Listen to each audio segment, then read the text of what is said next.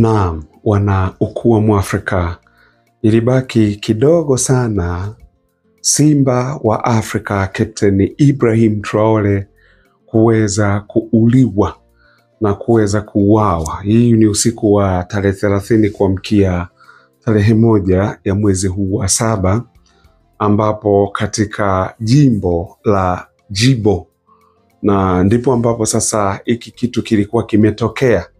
Na kitu cha ajabu zaidi, kwa sababu alikuwa anafanya patrol katika hilo jimbo.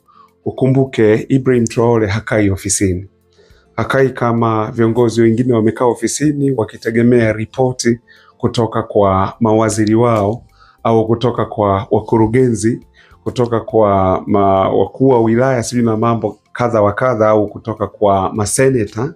Alafu yeye akiwa amekaa tu ofisini, unakuta mpaka mwisho wa siku anakuja kutoa taarifa ambazo sivyo namna zilivyo huko mtaani. Anapewa kiongozi, anapewa taarifa tofauti kwa sababu hajaamua kufanya utafiti mwenyewe. Hii ni tofauti na Captain Ibrahim Traore, na sio siku nyingi sana tuliwaambia kuwa mwamba ameamua kuzunguka mwenyewe kwenye taifa hili la Burkina Faso kudili na changamoto hizi za wananchi, lakini azunguke awaulize wananchi kama changamoto gani walizonazo, kwa sababu yeye kukaa kwake ofisini kunasababisha watu hawa aliowaweka chini yake kumletea taarifa ambazo sio taarifa za kweli, ama ni taarifa za uongo. Kwa inabidi sasa mwamba afanye nini? Aende yeye mwenyewe kwenda kuzunguka huko katika taifa hili la Burkina Faso na kuwauliza wananchi changamoto gani wanazokutana nazo na changamoto gani wanakabiliana nazo. Kwa hiyo na alisema kabisa kuwa baada ya hapo basi ataangalia wale mawaziri ambao walikuwa ni mzigo na viongozi ambao walikuwa wanampa taarifa kinyume na alivyokusanya data mwenyewe huko mtaani, basi hawa atadili nao vizuri, kwa sababu iwezekani wakawa wanalipwa pesa kwa kodi za wananchi, alafu bado wamekaa ofisini huku wakitengeneza taarifa za uongo na kumpa kiongozi. Kwa hiyo akaamua kufanya hivyo. Kwa katika mojawapo ya majukumu yake sasa haya anayoyafanya Ibrahim Traore akiwa anafanya patrol huko katika jimbo hili la Djibo, huko katika ukanda huo, basi kwenye gari la UN kukasikika watu wa Burkina Faso, raia wa Burkina Faso, wakiwa wanamuita jina Captain Ibrahim Traore kwenye gari la UN, wakiwa wanamuita Captain Ibrahim Traore. Na wakati mesikika hivyo wakiwa wanamuita, basi yani kama wanaomba msaada hivi. Sasa kwa sababu Captain Ibrahim Traore na wanajeshi pale na nini, akasema ngoja twende tuangalie kuna nini, shida gani imetokea.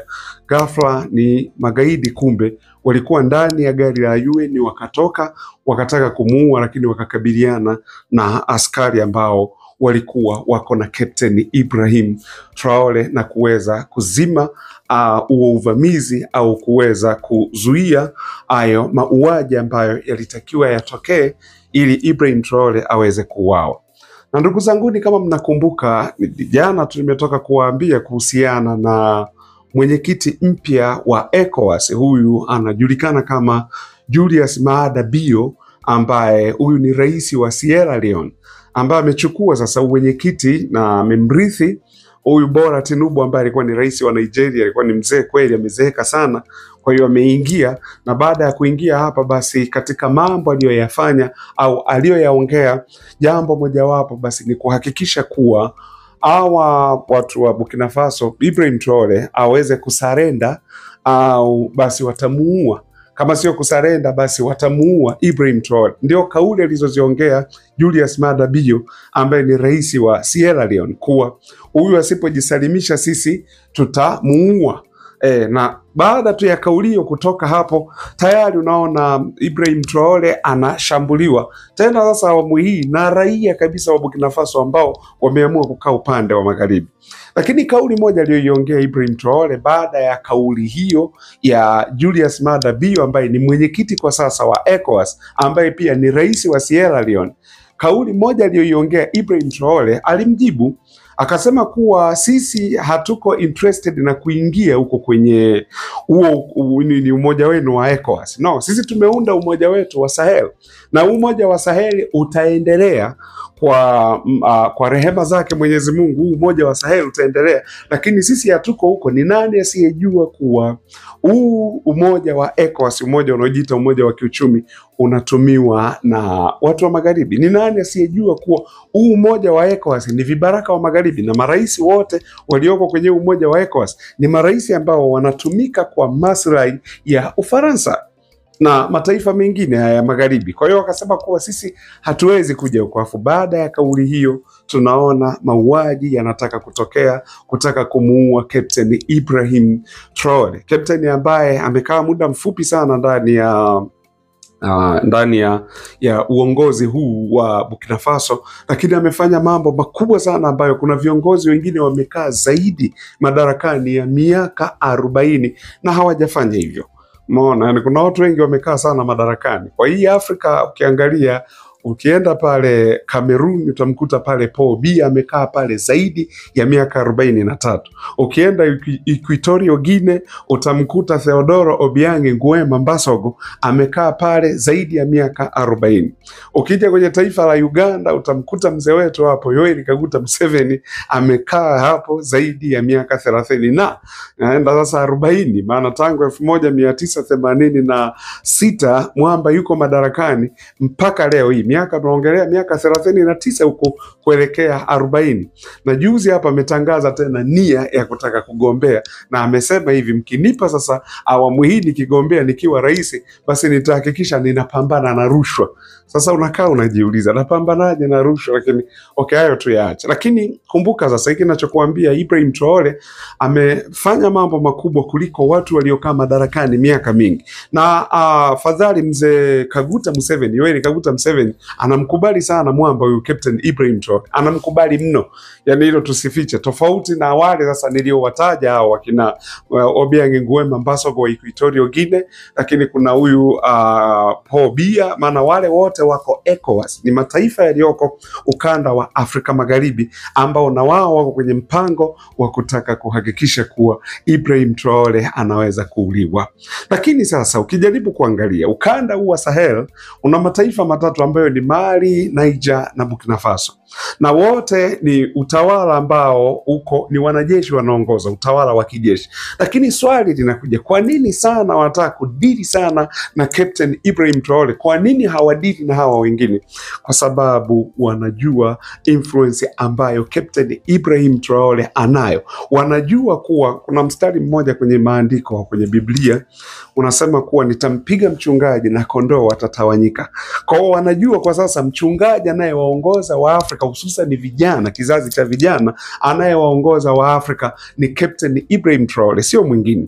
Wengine ndio hata hawa, mfano Mali hapo kuna nani huyu Colonel Simi Goita, lakini upande wa Niger kule kuna General Ibrahim Tshian.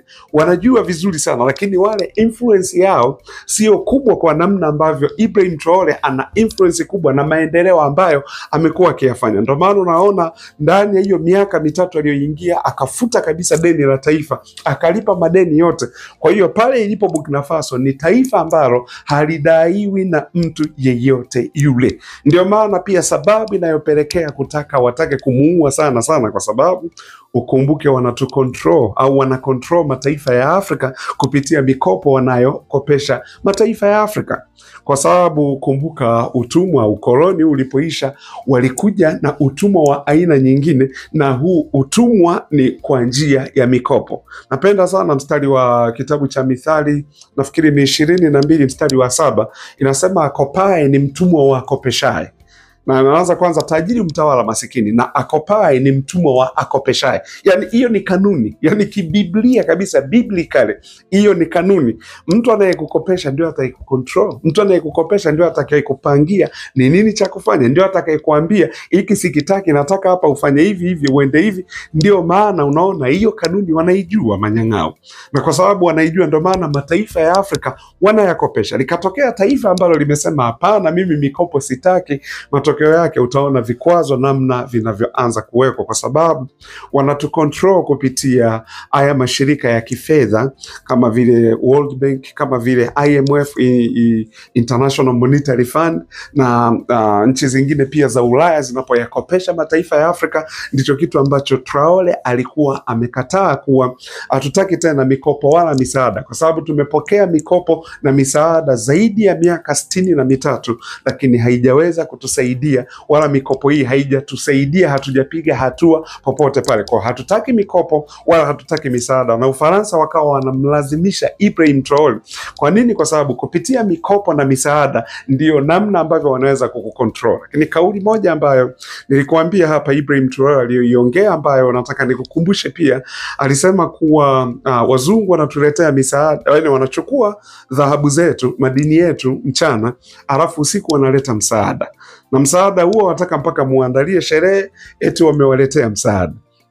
Akasema hii ni sawa na mtu anayekuibia ng'ombe wako, anaenda anamchukua nyama yote, alafu anakurudishia utumbo, anakuambia nimekuletea msaada. Yaani utumbo ni msaada, wakati ng'ombe uliyemchinja, utumbo umetokana na ng'ombe uliyemchinja ambaye alikuwa ni wa kwangu. Mtakumbuka kauli hizi alikuwa anaongea Comrade John Joseph Magufuli wakati wa uhai wake. Mtakumbuka vizuri sana wakati ambapo alianza kupitia baadhi ya mikataba ya makampuni ya nje kutokea huko Ulaya, makampuni haya ya migodi, na kuna baadhi ya Watanzania wenzetu akasema hiki kitu anakosea, sijui watatushtaki na nini. Akasema unanishtaki? Yaani shamba ni la kwangu na wewe uko humo shambani, na nimesema au ng'ombe ni wa kwangu, nataka haya maziwa mimi. Wewe umesema ng'ombe huyu nakamua maziwa anatoa lita 1, nataka niingie mwenyewe nione, nikamue mwenyewe nione kama kweli huyu ng'ombe anatoa maziwa ni lita 1. Utaanza hapana, mimi nitakushtaki. Utanistakije wakati ng'ombe ni wa kwangu mimi? Ni kauli hii tena amekuja kuirudia bwana Ibrahim Traore kuhusiana na hilo. Kwa hiki ndicho kinachowapa hasira sana watu wa magharibi, mataifa kama Ufaransa, kama Marekani, kwa sababu mwamba amezuia ulaji, na kuzuia ulaji inabidi sasa wawatumie puppets wao, inabidi watumie vibaraka wao kumtishia Ibrahim Traore, na majaribio mengi sasa ya kutaka kuuliwa. Na ukumbuke tumesema Ibrahim Traore amekwepa majaribio, ili linakuwa ni la 21, ili la moja kwa moja kutaka kumuua hivi, kutaka kumpindua, na yakiwepo mengine pia ya siri ambayo kama hivyo kutaka kuwekewa sumu na mambo kadha wa kadha. Kwa hiyo ndio maana imetokea hivyo. Na kumbuka sasa hawa magaidi wanatumia magari ya UN. Kumbuke UN ambayo pia ipo Kongo pia. Ukumbuke niliwahi kukuambia kuhusiana na tunaonaga kuna wale askari wa kulinda sijui kulinda amani, sijui amani ya Kongo, wanachukuliwa kutokea mataifa mbalimbali. Askari yule akienda mfano akienda Kongo kwa mfano, anakaa miezi 3 au miezi 6, anaweza kalipo hata milioni 50 kwa hiyo miezi 6. Alafu naambiwa ameenda kulinda amani ya Kongo. Alafu nenda kamwangalie anayelindwa. Saa hizo yupo kwenye kambi, alafu hata milo 2 kwa siku ni shida. Anategemea msaada. Lakini askari ambaye anaambiwa ameenda kumlinda amelipwa milioni 50. Sasa jiulize, ameenda kulinda nini huyu askari? Wakuja kugundua huyu askari wanapelekwa, wameenda kulinda maslahi ya Umoja wa Mataifa, maslahi ya watu wakubwa. Na ndio maana, kwa sababu unaposema anaenda kulinda amani Kongo, unapoilinda haulindi udongo ambao ni ardhi, no, unamlinda mtu. Sasa umemlindaje huyo mtu? Je, baada ya kumlinda huyo mtu vita vimeisha? Havijaisha. Kwa sababu ndugu zangu, tuseme tu kweli, mataifa ya nje yanafaidika na kunufaika sana na migogoro inayoendelea Afrika. Na nchi ya kweli sasa inayoua kweli magaidi ni Burkina Faso, Mali na Niger. Lakini huko kwingine ni kitendawili. Asanteni sana wanaokuwa Afrika.